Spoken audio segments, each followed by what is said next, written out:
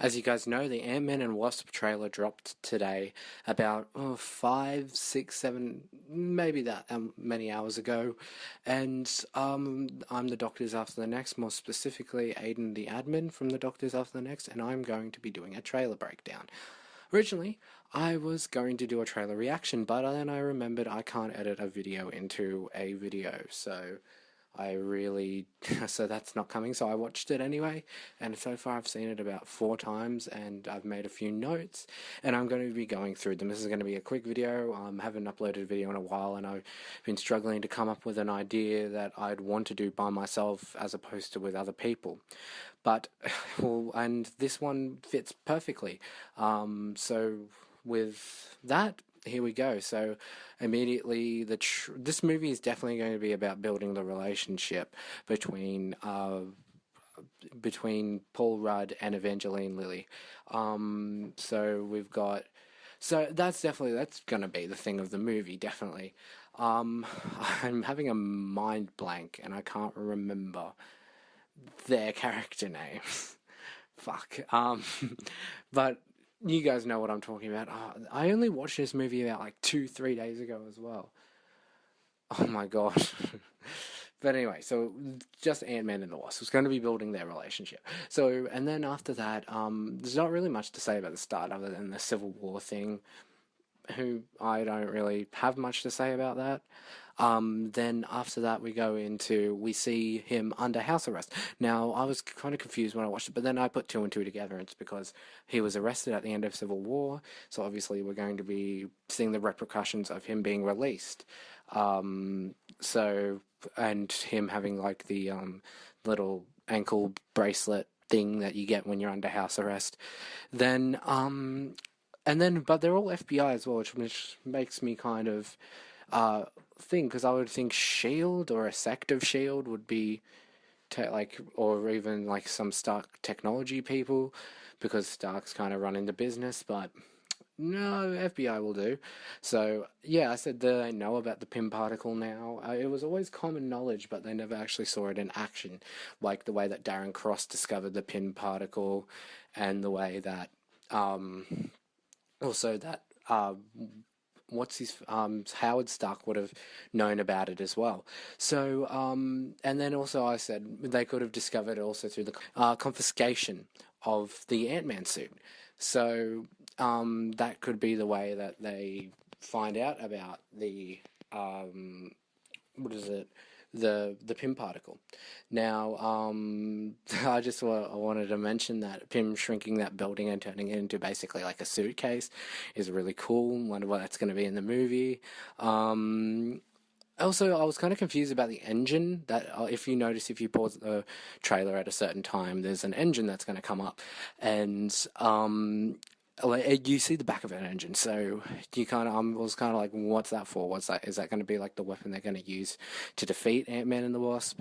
But I found out what that was later, and then we see Lawrence Fishburne as we don't know, but I think and the rumors say that he's going to be Goliath, which is one of Ant-Man and Wasp's part of their rogues gallery, and he's a scientist turned bad, kind of like most of the Ant-Man and Wasp villains, but we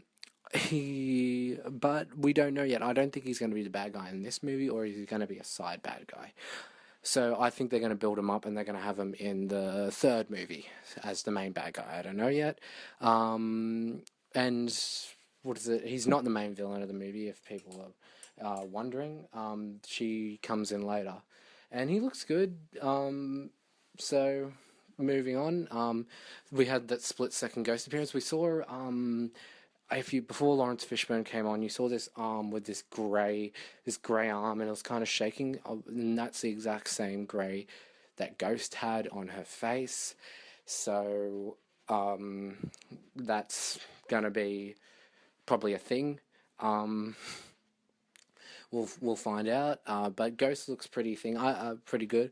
I don't know anything about Ghost. I just read that he was an Ant-Man. Ant-Man was a Iron Man bad guy, but now they're using it for Ant-Man, which Ant-Man and Iron Man kind of similar in the fact that they wear super suits and I think they're going to be, supposedly someone said they're going to be sent after. It's kind of like a mercenary mission, because Ghost is a mercenary, so it's like hunt down Ant-Man and the Wasp or something like that.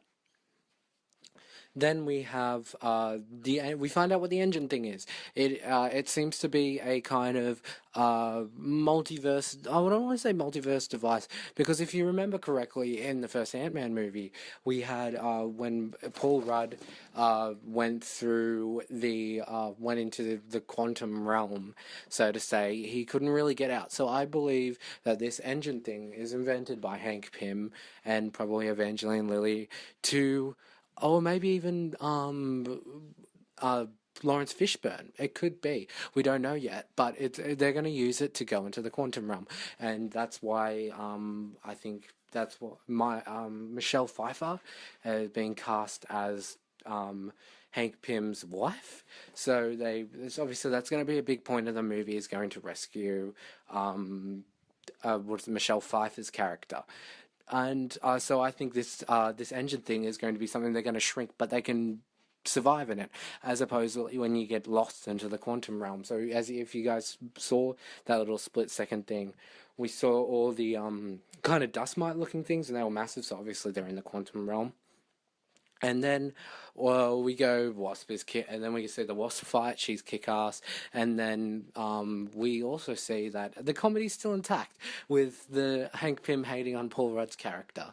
I think that was really cool, because as as Paul Rudd said in the first movie, he said, I'm expendable, you're not. That's why he's given Wasp these wings and these blasters, because Hank doesn't want his daughter to die, but the Ant-Man suit doesn't have anything, he's not going to add anything to it because he's expendable, which is still, I like how they're keeping that intact.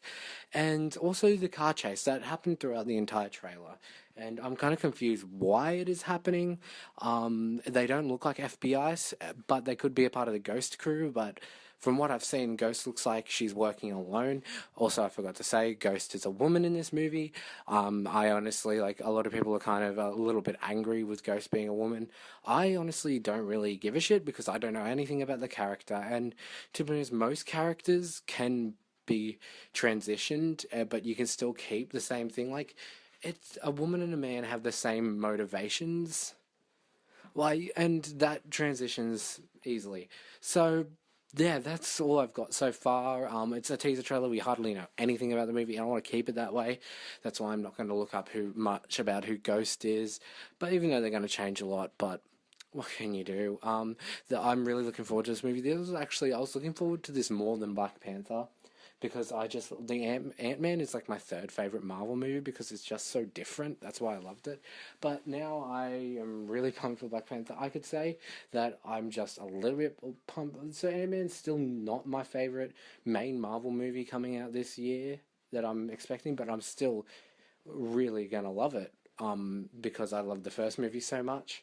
Black Panther, the world screening came out last night, and people were saying it's the best Marvel movie, best villain since Loki, better villain than Loki, with Killmonger and turning into the Golden Jaguar, etc.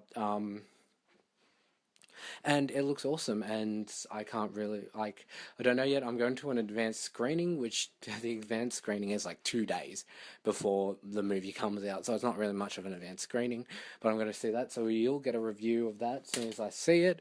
Until then, I go back to school on Thursday and Friday, so I'll be trying my best to get video and content to you.